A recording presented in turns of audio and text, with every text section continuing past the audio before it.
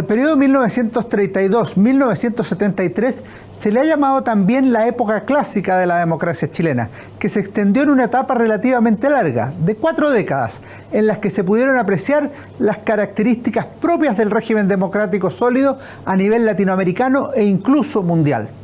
En aquella época hubo 8 gobernantes elegidos de acuerdo con la Constitución y las leyes: Arturo Alessandri, Pedro Aguirre Cerda, Juan Antonio Ríos, Gabriel González Videla, Carlos Ibáñez del Campo, Jorge Alessandri Rodríguez, Eduardo Frei Montalva y Salvador Allende. Una rápida lectura de todos ellos nos puede mostrar que representaron tendencias y partidos políticos distintos e incluso contradictorios, lo que muestra la alternancia en el poder y expresa también la libertad propia de la democracia vigente. Se podría pensar que esta continuidad en los procesos electorales o en la sucesión de los gobiernos era algo obvio o normal, pero en aquellos años el mundo enfrentaba muchas amenazas a la democracia. Por ejemplo, en 1938, cuando el presidente Alessandri le entregó el mando a Pedro Aguirre Cerda, en Alemania gobernaba Hitler, en Italia Mussolini, en la Unión Soviética Stalin, y España estaba sumida en una guerra civil. Esa era la situación del civilizado viejo continente. Cuando asumió el último gobierno radical en 1946, esto es Gabriel González Videla, diversos países de Europa iniciaban el arduo camino hacia el totalitarismo. Países como Polonia, Alemania Oriental, Hungría, Checoslovaquia y otros quedaron tras la cortina de hierro. En 1949, más de un cuarto de la población mundial vivía bajo el régimen comunista, con el triunfo de la Revolución China. Y 10 años más tarde, en América Latina se extendió el fantasma del comunismo, del que hablaron Marx y Engels en su famoso manifiesto de 1948, producto del éxito de la Revolución Cubana de Fidel Castro y Ernesto Che Guevara. Pese a ese contexto histórico, Chile seguía manteniendo un sistema democrático sólido y abierto, si bien con problemas. Se trataba de un régimen político en el cual era posible políticamente crecer o decaer, nacer o morir, con competencia abierta y resultados impredecibles en el largo plazo. Hay un par de factores que ilustran claramente esta situación. El primero se refiere a los partidos políticos. En 1932, las agrupaciones más importantes eran el Partido Conservador y el Partido Liberal, surgidos a mediados del siglo XIX. En tanto, la tercera fuerza era el Partido Radical. Al terminar esta época, los dos primeros ya no existían, en tanto el tercero era minoritario. Por otra parte, el último cambio de mando de todo este periodo fue la entrega de la banda presidencial de Eduardo Frei Montalva a Salvador Allende. El primero, líder del Partido Demócrata Cristiano; el segundo, la gran figura del Partido Socialista. Ninguno de estos conglomerados existía en 1932, pues el Partido Socialista fue fundado al año siguiente, en 1933, y la Falange Nacional 2 años después como Movimiento Nacional de la Juventud Conservadora. En democracia, ambos pudieron crecer e incluso llegar a la moneda. En la práctica, hubo gobiernos de las más diversas tendencias en todo este periodo, bajo primacía liberal conservadora, los 14 años de gobiernos radicales en diferentes combinaciones, incluso con el Partido Comunista, un militar que regresó a la moneda en forma democrática, como fue el caso de Carlos Ibáñez del Campo, un independiente de derecha, Jorge Alessandri, y los mencionados líderes de C y socialista. El sistema político chileno mostró apertura también en otro ámbito relevante, como fue el crecimiento del cuerpo electoral. En 1932, por ejemplo, sufragaron poco más de 340.000 personas, y en las siguientes 3 elecciones los ciudadanos no llegaron a los 500.000 con derecho a voto. La situación cambió radicalmente a partir de 1948, durante el gobierno de Gabriel González Videla, cuando fue aprobado el sufragio universal femenino, quizá la gran transformación del sistema electoral en el siglo XX. Esto permitió que en 1952 votaran por primera vez las mujeres en una elección presidencial, y paralelamente se incorporaban a los gabinetes, formaban parte del Senado y de la Cámara de Diputados. En la práctica, ese año votaron 1 millón de personas. cifra que llegó a 2,5 millones en la elección de 1964 y alcanzó casi los 3 millones en la de 1970. Si miramos las cosas, en 1932 votaba menos del 10% de la población. En 1970 lo hacía casi el 30% de la población. Las leyes electorales también avanzaron en otros planos.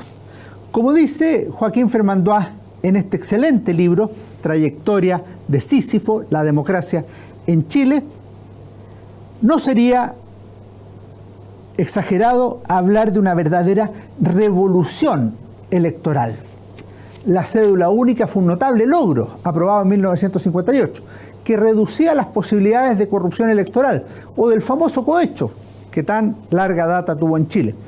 También lo fue la reducción de la edad para votar a los 18 años, que incorporó una gran masa ciudadana. En otros ámbitos destacaban en la libertad política el amplio desarrollo de la prensa, que incluía diarios, revistas partidistas.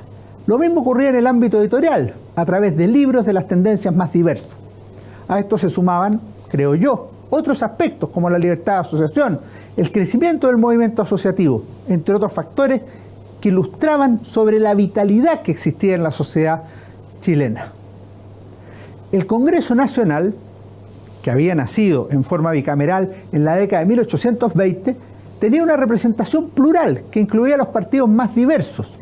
El Senado se convirtió en un gran foro republicano, por donde pasaron figuras notables: los liberales Arturo Alessandri Palma y Hugo Cepeda Barrios, los comunistas Pablo Neruda y Luis Corbalán, los falangistas Eduardo Frei y Radomiro Tomic, los radicales Raúl Rettig y Julio Durán, los conservadores Eduardo Cruzcoque y Héctor Rodríguez de la Sota, los socialistas Salvador Allende y Aniceto Rodríguez, los nacionales Sergio Onofre Jarpa y Pedro Ibáñez, el agrario laborista Jaime Larraín García Moreno y tantas otras figuras de la política chilena del periodo clásico de la democracia. A ellos se sumaron varios que fueron presidentes de la República, como los mencionados Alessandri, Frei, Allende, además de los independientes Carlos Ibáñez del Campo, que regresó en gloria y majestad en 1949, y Jorge Alessandri, que llegó al Senado en 1957, un año antes de asumir en La Moneda. Son nombres que por sí solos hablan de toda una época en la discusión pública, en el desarrollo institucional y en la formación cívica del país.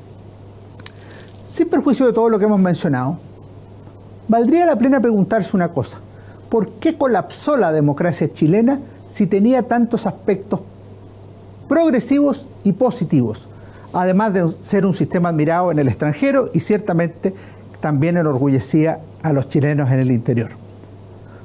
Sin pretender agotar el tema, porque es un asunto bastante amplio y lo podemos analizar más largamente en otra oportunidad, me parece que es necesario señalar algunos aspectos relevantes. En primer lugar, porque existía un dramático desajuste entre el progreso institucional y el subdesarrollo económico y social de Chile.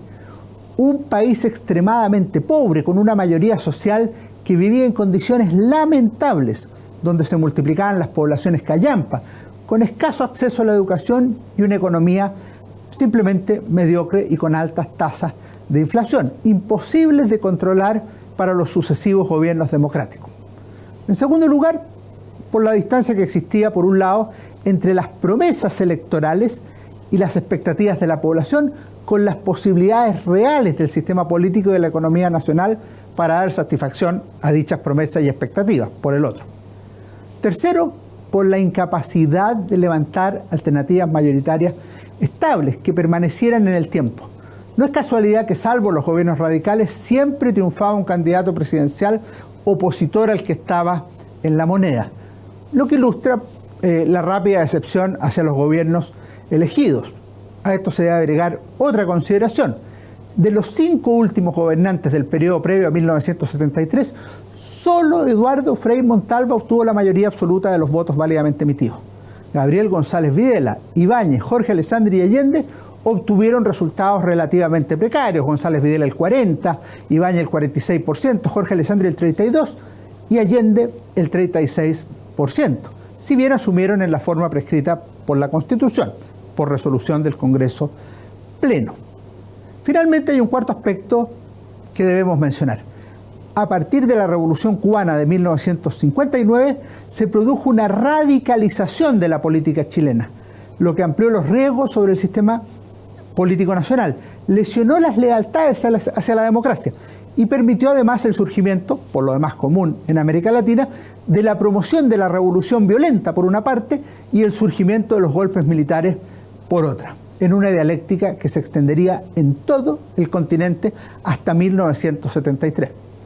Desde mediados de siglo en adelante, todos estos problemas se agudizarían, así como las contradicciones entre el desarrollo político y el subdesarrollo social del país, que se expresaría públicamente en un sentimiento de crisis más o menos extendido en la clase política, en los intelectuales y ciertamente también en la población.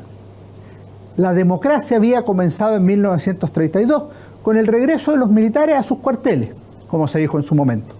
Terminaría en 1973 precisamente con los uniformados de vuelta en el gobierno de Chile.